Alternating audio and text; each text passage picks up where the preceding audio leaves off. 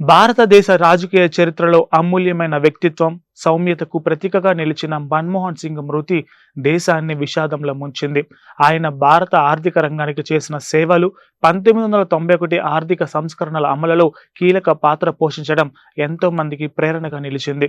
రాజకీయాలకు అతీతంగా ప్రజల మనసుల్లో తనదైన ముద్ర వేసిన ఈ మహనీయుడు 91 ఏళ్ల వయసులో తుదిశ్వాస విడిచారు. మన్మోహన్ సింగ్ మృతి నేపథ్యంలో కేంద్ర ప్రభుత్వం వారం రోజుల పాటు సంతాప దినాలు ప్రకటించింది. డిసెంబర్ 27 దేశవ్యాప్తంగా అన్ని ప్రభుత్వ కార్యాలయాలకు సెలవు ఇవ్వాలని, కార్యక్రమాలు అన్ని రద్దు చేయాలని కేంద్రం ఆదేశాలు జారీ చేసింది. ప్రధాని నరేంద్ర మోడీ అధ్యక్షతన శుక్రవారం ఉదయం 11 గంటలకు ఢిల్లీలో కేంద్ర కేబినెట్ అత్యవసర సమావేశం నిర్వహించనుంది. ఈ సమావేశంలో మన్మోహన్ సింగ్ జీవిత విశేషాలు, దేశానికి ఆయన చేసిన సేవలను గురించి చర్చించి మరింత గౌరవార్హ నిర్ణయాలు తీసుకునే అవకాశం ఉంది. అంత్యక్రియలను పూర్తి స్థాయి ప్రభుత్వ లాంఛనాలతో నిర్వహించాలని కేంద్రం నిర్ణయం తీసుకుంది.